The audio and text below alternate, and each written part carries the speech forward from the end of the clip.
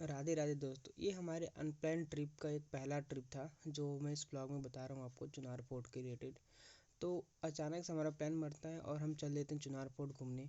और चुनार फोर्ट की एक खासियत इसमें ये भी है कि जैसे हम वहाँ पे देखेंगे महाराजा भर्तृहरि ने कैसे अपना सब कुछ राजपाट सिंहासन छोड़ करके कैसे वो सन्यासी बन गए। और इसी कड़ी में हम आगे देखेंगे कि चुनार फोर्ट की कुछ पूरे चुनार फोर्ट तो खुला हुआ नहीं है क्योंकि सबको जगह हर जगह विजिट नहीं करने दिया जाता क्योंकि वहाँ पे पीएससी कैंप हो गया है। पर वहाँ पे जो जगह घूमने लायक है, जहाँ तक हमें समझ में आया, जहाँ तक हमको परमिशन थी, वहाँ का हमने रिकॉर्ड करके स्टेप बाय स्टेप हमने दे रखा है। वहाँ पे सोना मंडप का क्या कैसे राजा भर्तृहरि की कथा भी है, जो वहाँ के मुख्य पुजारी उनकी जो पूजा करते हैं वो उनको वो आपको बताएंगे। सारी चीज़ें हम आपको इस ब्लॉग के थ्रू आपको बताने वाले हैं। तो दोस्तों, ऐसे जानते हैं कि एक महाराजा भर्तृहरि जो थे वो अपना सब कुछ राजपाट सिंहासन छोड़ करके आकर के वो सन्यासी बन गए थे। दोस्तों, ये है सोनवा मंडप। सोनवा मंडप में आगे बढ़ते हुए तेजी से हम यहाँ पहुँच कर देखते हैं कि इस बहुत आज पब्लिक बहुत ज़्यादा आई हुई थी, जिसमें कि सब लोग अपना कोई फ़ोटो खिंचा रहे हैं, कोई कुछ भी कर रहा है। हम और गोलू भैया अपनी कमर पे हाथ रख के चलते हुए। और जैसा कि यहाँ पे देखिए सोना मंडप की कुछ चीज़ें दिखा लिख के रखा है क्या है कैसे है, तो आप इसको पॉज करके देख सकते हैं। सोना मंडप के जब अंदर आप प्रवेश करते हो एक अलग ही तरीके की नक्काशी है। इतनी सुंदर नक्काशी जो कहते हैं हमारे साउथ में सिर्फ देखने को मिलती है, उसका थोड़ा बहुत झलक हमारे इस नॉर्थ इंडिया पार्ट के पूर्वांचल क्षेत्र में दिखाया गया है।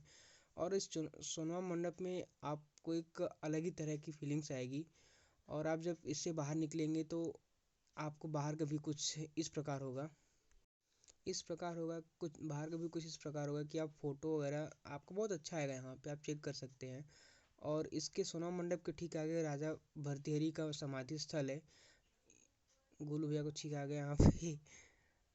तो जैसे देख रहे पब्लिक इतनी थी, इतनी पब्लिक की क्या हम बताएं। और सोना मंडप के बगल में जो कारागृह बना हुआ है, इसके ठीक सामने राजा भर्तृहरि की समाधि है। इस सोना मंडप का पूरा फुल व्यू आप देख पा रहे हैं यहाँ पे। और जैसे यहाँ पे स्कूली बच्चों का टूर है, जब हम छोटे थे तो हमारा भी एक टाइम पे यहाँ पे टूर आया हुआ था, तो उस टाइम पे सारी चीज़ें ओपन थी, देखने का था। और ये मैं मस्त पोज मारते हुए चल दिया। हम लोग को उस टाइम परमिशन थी देखने की। यहाँ से सुरंग जो निकल के जाती हैं, यहाँ की ये मान्यता ये भी है दोस्तों कि जो यहाँ पे एक सुरंग बने हुए हैं, ये जो सुरंग है, यहाँ से अगर आप इस सुरंग के अंदर जाओगे तो कहते हैं लोग कि इलाहाबाद तक निकल पाओगे। वीडियो रिकॉर्ड करने वाले भैया हमारे गोलू भैया को बहुत बहुत धन्यवाद किया मैंने हाथ जोड़ करके, ताकि ये रहा कारागृह। अगर दोस्तों आपको कोई भी दिक्कत हो आकर यहाँ पे आप रह सकते हैं, आप शूट कर सकते हैं कैसे जेल का सीन क्या है। अंदर तो जाने की परमिशन नहीं है, पर परमिशन ले लेंगे। और जैसा देख रहे हैं आप, स्कूली बच्चों का झुंड कितना आया हुआ है। और इसी कड़ी में हम आगे बढ़ते हैं तो देखते हैं कि जो आपको जाली लगी हुई दिख रही है यहाँ पे, ये क्या है कहते हैं, गुफा कह लीजिए या फिर सुरंग है। ये जो अभी दिखा रहे हैं हम आपको, ये सुरंग कहते हैं कि इस सुरंग में अगर आप एंट्री करके जाओ तो यहाँ से आप इलाहाबाद निकल सकते हो या कहीं और जा सकते हो। ये वहाँ की एक अलग खासियत है। और जब हम सोना मंडप से आगे बढ़ते हैं, इसको अब टाटा बाय बाय करने का समय आ गया है। यहाँ से बढ़ते हुए हम राइट साइड में जाके देखेंगे कि क्या है। राइट साइड में गंगा जी की तलहटी है और इतना भव्य और मनमोहक दृश्य है कि आपको देख करके मज़ा आ जाएगा। हम हम कहेंगे कि आप एक बार जरूर विजिट करिए, आप जरूर देखिए। जैसे हम आपको दिखा पा रहे हैं, ये देखिए आपको कितना प्यारा दृश्य लग रहा है। ये रहा। यहाँ पे आप घूमने के तौर पे आराम से आ सकते हैं। बनारस से महज ज़्यादा दूर तो नहीं कह सकता मैं, 100 किलोमीटर के अंदर ही होगा। जैसा हमने बताया था कि सोना मंडप के ठीक आगे राजा भर्तृहरि की समाधि है, तो हम चलते हैं समाधि में। वहाँ के मुख्य पुजारी से हम जानते हैं कि यहाँ के उन्होंने क्या हमें बता रखा है, क्या वहाँ की घटना है। तो ये आप देख सकते हैं। तो आपको अंदर लेके चलते हैं। एक अंदर का एक दृश्य अलग है। और हाँ, कुछ विशेषताएं भी, कुछ मान्यताएं भी हैं। कहते हैं कि जब औरंगजेब आक्रमण किया था तो कुछ भौरे वगैरह कैसे गरम तेल का, तो सारी स्टोरी आपको वहाँ के मुख्य पुजारी के तौर पे आपको बताएंगे।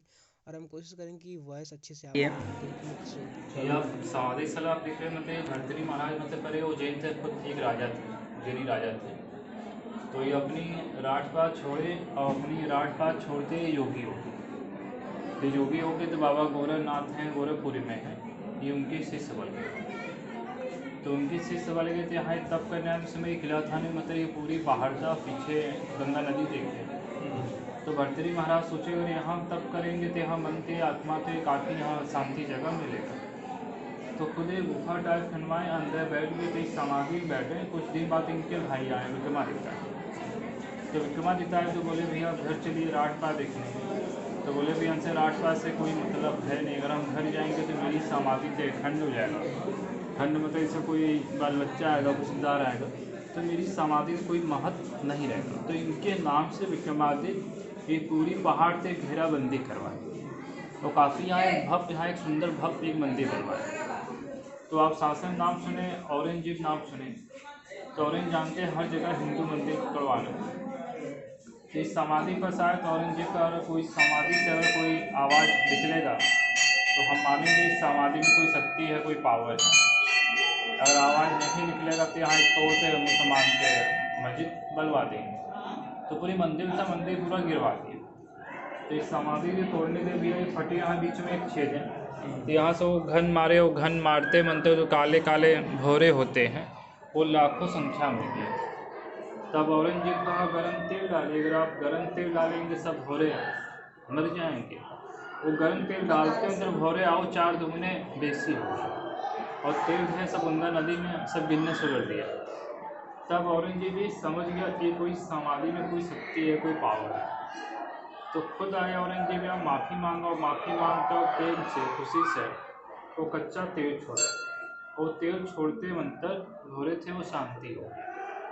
तब आखिरी में 4 खम्भे हैं पत्थर थे, ये खुद औरंगजेब लगवाए।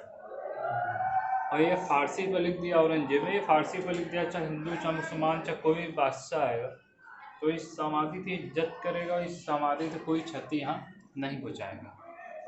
और एक समाधि में और खासियत है कि यहाँ कोई आप मन्नत मांगे और आपसे कोई मन्नत पूरी होगी। अगर आपके मन में श्रद्धा है, विश्वास है, तो आप खुशी से और प्रेम से आप कच्चा तेल छोड़ेंगे, सरसों तेल, तो पुण्य भर जाएगा। अगर आपके मन में थोड़ा सा छल है, कपट है, तो आप टीना तेल छोड़ते जाइए तो पुण्य नहीं भरेगा। तो इससे कोई मन्नत मांगते, मन्नत पूरी होती है, तो मन्नत में हम लोग तेल यहाँ दान करते हैं। ये समाधि मतलब ये राजपाट क्यों छोड़ दिए फिर? योगी हो गए थे, बाबा गुरुनाथ के शिष्य बन गए थे, मतलब घर से ये कुछ फटका लग गया था, तो उनसे योगी हो गए थे।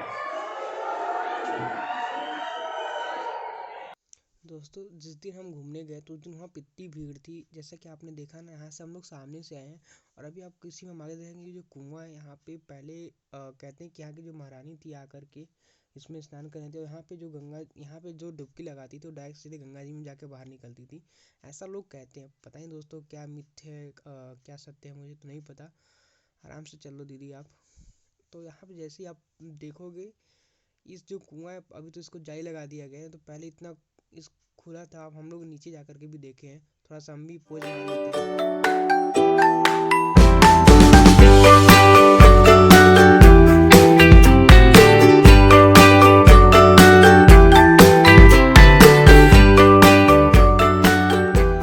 पोज मारते हुए जब आगे बढ़ते हैं तो ये कुआं का एक दृश्य हम आपको दिखा रहे हैं कैसे यहाँ पे, और इसी कुआं के दृश्य हम आगे बढ़ेंगे तो अभी आप इसी रास्ते जब आगे जाएंगे यहाँ पे जो आपको दिखाया जाना ये सीढ़ी थी दोस्तों, पहले इसी के थ्रू हम लोग इधर से आके रानी नहाती थी लोग कहते हैं, और नीचे तक हम लोग पहले जाते थे, लेकिन अभी इसको सब खंडर होने की वजह से बंद कर देगा। ये हमारे गुरु भैया मंद मंद मुस्कुरा कर चलते हुए, और हम लोग भी इसी क्रम में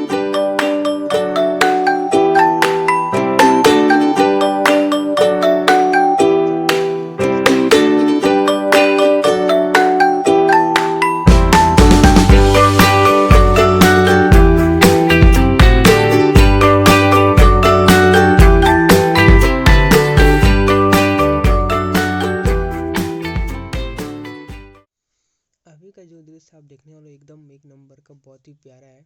तो आपको आई होप बहुत अच्छा लगेगा, देखिएगा। अभी जो गंगा जी का किनारा है और चाचा जी के साथ हम चलते हुए आपको दिखाएंगे कितना प्यारा और मनमोहक दृश्य। यहाँ पे कहते हैं बैठकी थी या फिर क्या है पता नहीं एग्जैक्टली मुझे भी, पर दोस्तों पूरा अगर ये खुला रहता है ना, अगर पूरा पार्ट हाफ का 1/3 पार्ट हम लोग देख पाते हैं उसमें एयरपोर्ट का, अगर ये पूरा खुला रहे तो ब्लॉगिंग करने में मज़ा आए थोड़ा सा। पर यहाँ पे एक चीज़ हम आपको दिखाएं कैसे यहाँ पे एक फांसी गृह हुआ करता था, वहाँ पे लोगों को फांसी दिखा, वो जो आपको कोने में दिख रहा है दोस्तों ना, ये जो है आपको जहाँ जूम करके मैंने दिखाया आपको, ये है फांसी गृह। आप लोग कहते हैं फांसी दी जाती थी और बगल में गंगा जी थी, वहीं पर उन लोगों को जला दिया, जो भी रिचुअल एक्टिविटी होती थी तो लोग वहाँ पे करते थे। और इसी में जैसे अब आप आगे देखेंगे दोस्तों ना, गंगा जी के किनारे से सटा हुआ इधर देखिए लिखा हुआ है आई लव चुनार। यहाँ पे लोग कहते हैं बैठकी है ये, मतलब लोग बैठने के लिए या फिर बैठका है दोस्तों ये। अंकल जी मस्त फैमिली का फ़ोटो क्लिक करते हुए उस बीच में हम आ गए। कोई बात नहीं अंकल जी, सॉरी। हमारी भी फ़ोटो ले लीजिए आप, हमें भी याद करेंगे कभी कभी देखेंगे तो। चाचा और गुलू भैया बहुत मायूस होकर सोचते हैं कि हम लोग यहाँ पे आकर गलती की है।